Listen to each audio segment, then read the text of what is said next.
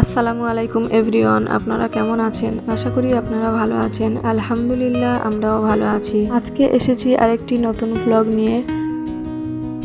এটা রমজান মাস চলছে, তাই চলে এলাম রমজানের একটা ভিডিও নিয়ে। আজকে আমরা যাচ্ছি কলকাতা জাকারিয়া স্ট্রিটে ঈদের কিছু কেনাকাটা করতে আর নাখোদা মসজিদে ইফতার করতে। আজকের জার্নিটা আর ওখানে কি করলাম সব কিছু আপনাদের সঙ্গে শেয়ার করব এই ভিডিওর মাধ্যমে। আমরা চলে এলাম কলকাতার ব্যস্ততম স্টেশন শিয়ালদা। এখান থেকে আমরা যাব শিয়ালদা মেট্রো স্টেশনে, আর ওখান থেকে যাব আমরা নাখোদা মসজিদে। আপনাদের সবাইকে জানাই রমাদান মুবারক ও বিদায়। দুটো একসঙ্গে বললাম এই কারণে যে রমজানের ভ্লগ আমি এই প্রথম দিলাম, আর ভ্লগটা এমন সময় দিচ্ছি যখন রমজান মাস একদম শেষের দিকে। আজকে 27টা রোজা শেষ হয়ে গেল, এই জন্য আমি মুবারক আর বিদায় একসঙ্গে বলে দিলাম। আসলে রমজান মাসটা চলে যাচ্ছে খুবই কষ্টের। রমজান মাস একটা বরকত ও রহমতের মাস, তো এই মাসে একটা আলাদা শান্তি অনুভব করা হয়। আর মনে হচ্ছিল যে আরও কয়েকটা দিন যদি রোজা হতো তো ভালো হতো, কারণ পরের বছর আবার রমজান মাস পাবো কি তার কোনো গ্যারান্টি নেই। আর এই মাসকে কোরআনের মাস বলে, যেহেতু এই মাসে আমাদের নবীর উপরে কোরআন অবতীর্ণ হয়েছিল, তাই এই মাসে বেশি বেশি কোরআন তেলাওয়াত করা অনেক সওয়াবের কাজ। আসলে প্রতিটা কাজের একটা সিজন থাকে, প্রতিটা কাজের, তো সেই রকম এটাও একটা সিজন। এই রমজান মাসটাই একটা সিজন বেশি বেশি নেকি অর্জন করা বা সওয়াব অর্জন করা। আর যেহেতু কোরআন আল্লাহর বাণী, তাই কোরআন শরীফ পড়া মানে সরাসরি আল্লাহর সঙ্গে কথা বলা। এই জন্য আমাদের উচিত কোরআনটাকে সহিভাবে পড়া। আমার মনে হয় বারবার তাড়াহুড়া করে পড়ে বারবার খতম দেওয়ার চেয়ে আমরা যদি সহিভাবে পড়ি অল্প অল্প করে, তো এতেও অনেক সওয়াব পাওয়া যায়। পবিত্র কোরআনকে তাড়াহুড়া করে পড়া বা ভুলভাল পড়া একদমই উচিত না, যেহেতু এটার মানে পুরো পরিবর্তন হয়ে যায়। যেমন সূরা ফাতিহার প্রথম আয়াত আলহামদুলিল্লাহি রাব্বিল আলামিন, এটার অর্থ হলো সকল প্রশংসা আল্লাহ তাআলার, যিনি এই জগতের মালিক। কিন্তু এখানে যদি বড় হার বদলে ছোট হা পড়া যায়, তাহলে এখানে অর্থটা হয়ে যায় যে ছেঁড়া কাপড় চোপড় আল্লাহর জন্য। নাউজুবিল্লাহ, খুবই বাজে একটা কথা, যেখানে প্রশংসার বদলে ছেঁড়া কাপড় চোপড় অর্থটা এসে যাচ্ছে। তো এই জন্য অনেক উল্টোপাল্টা অর্থ হয়ে যাবে যদি আমরা কোরআনকে ভুলভাল পড়ি। তো এই জন্য আমাদের সবার উচিত কোরআনটাকে সঠিকভাবে সহিভাবে আমরা যেন পড়ি। আল্লাহ আমাদেরকে হিদায়াত দান করুক আর সঠিকভাবে পড়ার বা আমল করার তৌফিক দান করুক। আর আল্লাহ তো আমাদের জন্য এই মাসে একটা রাত দিয়েছে, যে রাতটা যদি আমরা পেতে পারি তো আমাদের জন্য অনেক সৌভাগ্য, যেটা সবে কদর।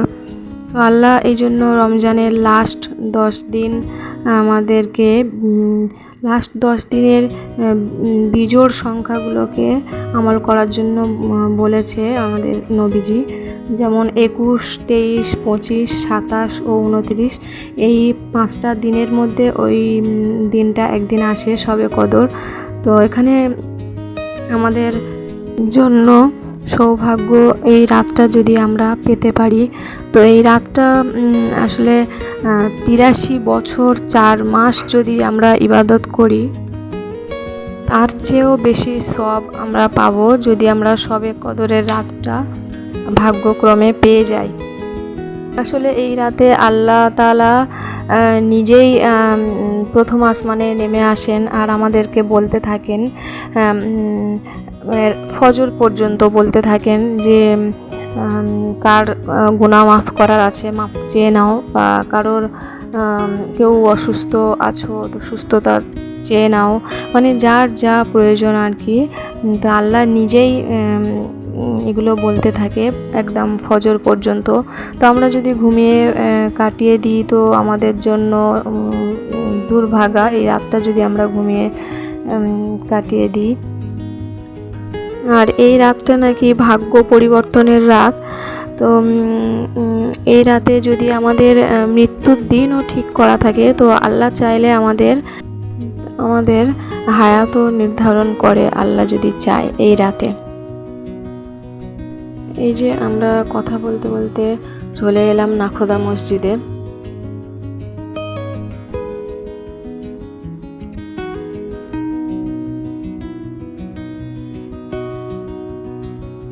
মাশাআল্লাহ কি সুন্দর করে লাইটিং করা আছে এখানে। তো এটা দেখতে রাতে আরও ভালো লাগবে। তো রাতের ভিউটাও আপনাদেরকে দেখাবো। তো এখন আমরা মসজিদের ভিতরে যাব, তো এই জন্য বাইরে থেকে আমরা কিছু ইফতার কিনে নিচ্ছি। আমার হাজব্যান্ড ওখান থেকে ঠান্ডা পানি নিয়ে নিল, আর এখান থেকে ফ্রুটস নিয়ে নিচ্ছে। তো এইভাবে অনেক রকম ফ্রুটস কেটে কেটে বিক্রি হয়, এগুলো 30 টাকা করে প্লেট। তো আমরা একদম মসজিদের ভিতরেই ঢুকে পড়লাম। তো মহিলাদের জন্য উপরে ব্যবস্থা করা আছে, তো আমাদেরকে বলে দিচ্ছিল উপরে যেতে। তো এই মসজিদে ঢুকতে দুই দিকেই সিঁড়ি আছে, ডান দিকে আর বাম দিকে। তো আমরা ডান দিক দিয়েই উপরে উঠছিলাম, যেহেতু মহিলাদের বসার ব্যবস্থা করা আছে উপরে। নিচেই তো শুধু পুরুষদের জন্য, আর উপরে মহিলা পুরুষ সবার জন্য। তো আমরা একদম লাস্ট টাইমে এসছিলাম। এই যে মসজিদটা কি সুন্দর, মাশাআল্লাহ অনেক বড়। তো আমরা বসার জায়গা খুঁজছিলাম, সেরকম পাচ্ছিলাম না। আসলে এনারা অনেক আগে থেকেই এসে বসে আছেন। তো আমরা চলে যাচ্ছি। একজন আমাদেরকে বলল যে উপরের দিকে যেতে, এখানে যেহেতু বসার জায়গা নেই, তো আমাদের বলল ছাদে চলে যেতে একদম। তো আমরা ওটাই করছিলাম, ছাদের দিকে যাচ্ছিলাম। আর যেতে যেতে নিচের ভিউটাও একবার দেখাচ্ছিলাম। মাশাআল্লাহ খুব সুন্দর লাগছে উপর থেকে দেখতে। সবাই একসঙ্গে ইফতার নিয়ে বসে আছে, তো এই দৃশ্যটা দেখতে অসাধারণ লাগে। তো রমজান মাসে এইটাই সৌন্দর্য। তো এই যে আমরা উপরে চলে এলাম, তো এদিকটা অনেকটা খালি আছে। তো ফাইনালি আমরা একটা খালি জায়গা পেয়ে গেলাম, তো এখানে বসে গেলাম। এটা একদম উপর থেকে এই যে মসজিদের ভিউটা একটু দেখাচ্ছি আপনাদের। এই যে নিচে ওখানে হাউস খানা বলে মনে হয় ওটা, ওখানে অজু করে সবাই, অজুর ব্যবস্থা করা আছে নিচে। তো এখানে মাগরিবের আজানের কাছাকাছি হয়ে এসছে, তো এই জন্য সবাই দোয়া করে নিচ্ছে। আসলে ইফতারের আগে দোয়া করলে দোয়া কবুল হয়। আমার আল্লাহ অনেক খুশি হয়ে যায় যে ইফতারের আগে আমরা যে ইফতার সামনে নিয়েই বসে থাকি, আজান না দেওয়া পর্যন্ত যে আমরা মুখে দিই না খাবার, তেতেই আল্লাহ ফেরেশতাদের বলতে থাকে যে দেখো আমার বান্দারা আমার ডাক শোনার জন্য অপেক্ষায় আছে, একটা খাবারও মুখে দেবে না আমার ডাক না শোনা পর্যন্ত। তো আল্লাহ এইভাবে ফেরেশতাদের বলে। তো আল্লাহ খুব খুশি হয়, এই জন্যে এই সময়টা আমাদের দোয়াগুলো কবুল করে নেন।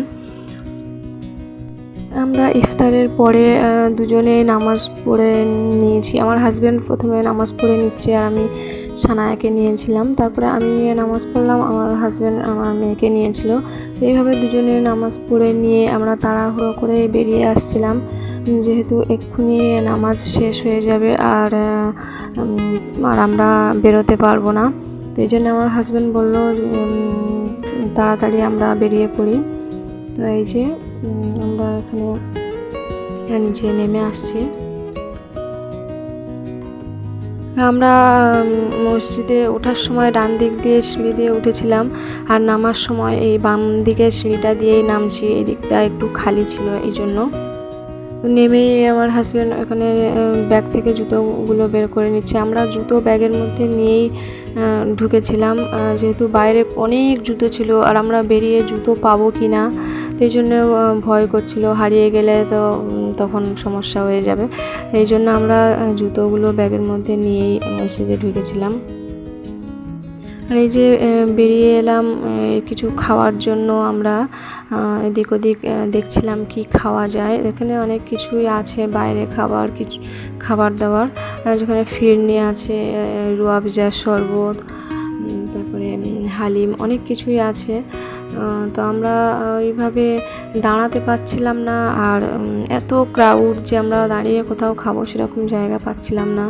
তো এই যে চলে এলাম একটা ফাঁকা জায়গা দেখে, এখানে আমরা লাস্সি খেয়ে নিচ্ছি। তো এটা অনেকটাই ঠিক ছিল, খাওয়ার পরে পেটটা একদম ভরে গেল। তো এই যে লাস্সিটা খেয়ে নিয়ে আমরা দেখছিলাম যে এখানে কিছু কেনাকাটা করার জন্য একটু দেখছিলাম।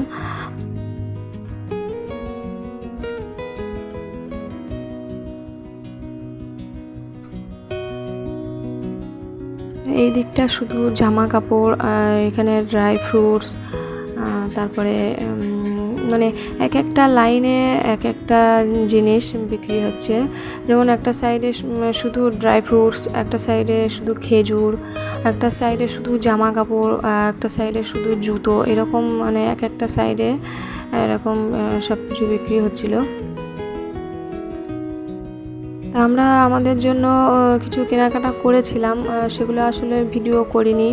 আমার মেয়ের জন্য জুতো নিয়েছিলাম, আমার শাশুড়ির জন্য নোজপিস, আমার হাজব্যান্ড ঈদের কেনাকাটাও করেছিল, তো সেগুলো সেভাবে ভিডিও করা হয়নি। এই যে রাতের লাইটিংটা মাশাআল্লাহ খুবই সুন্দর লাগছে। আর এখানে এত সুন্দর সুন্দর টুপি বিক্রি হচ্ছিল, তো দেখছিলাম খুব সুন্দর সুন্দর টুপি, জামা কাপড়, মাশাআল্লাহ প্রচুর দোকান এখানে, আর প্রচুর ক্রাউড ছিল, কোথাও দাঁড়াতেই পারছিলাম না। তো হেঁটে হেঁটে যাচ্ছিলাম আর এগুলো দেখে দেখে যাচ্ছিলাম। আর এখানে চলে এলাম রুটি নেওয়ার জন্য। তো এই রুটিগুলো অনেক রকমের আছে, বাদাম দেওয়া, তিল দেওয়া, তো আমরা প্লেন রুটি নিয়ে নিলাম। আর এখানে এই যে দহি বড়া বিক্রি হচ্ছে, তো আমার হাজব্যান্ড খাওয়ার জন্য বলছিল। আসলে বাচ্চা নিয়ে ব্যাগ নিয়ে এইভাবে দাঁড়িয়ে খাওয়ার মজা নেই, তো এই জন্য আমরা খেলাম না। তো আমরা চাইছিলাম যে তাড়াতাড়ি বেরিয়ে আসতে, যেহেতু সন্ধ্যা নেমে গিয়েছে, তো আবার আমাদেরকে বাড়ি ফিরতে হবে। তো এখানে যেতে যেতে একটা বোরখার দোকান দেখতে পেলাম, তো চলে এলাম এই দোকানে, এখানে বোরখা নেওয়ার জন্য।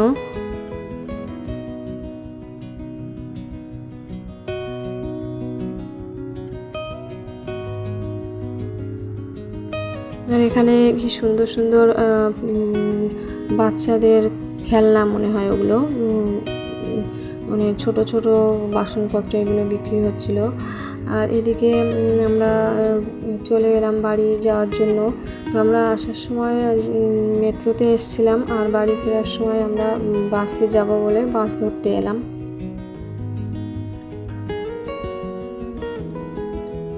এই যে বাসে উঠে পড়লাম, তারপরে আমরা শিয়ালদায় নেমে গেলাম। নেমে এখানে সুন্দর সুন্দর কাঁচের কাপ দেখতে পেলাম, তো পছন্দ হলো, একটা নিয়ে নিলাম। নিয়ে আমরা চলে যাচ্ছি স্টেশনের দিকে। তো এই যে চলে এলাম শিয়ালদা স্টেশনে।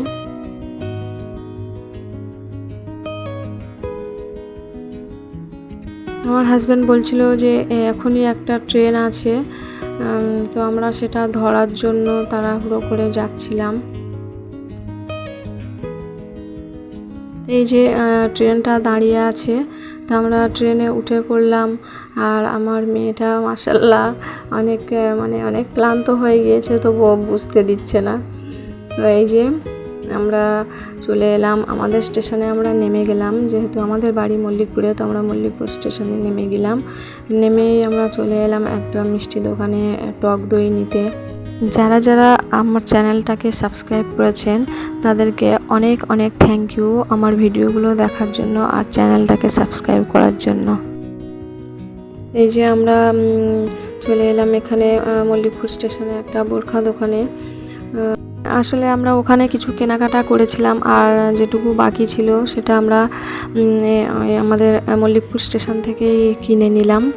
তো এই যে এখানেও কিছু কেনাকাটা করে আমরা বাড়ি চলে এলাম।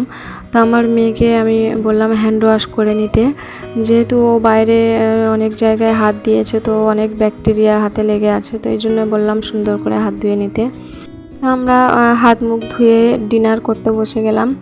তো আমরা এতটাই হাংরি ছিলাম যে খাবারের উপরে ঝাঁপিয়ে পড়েছিলাম আর কি।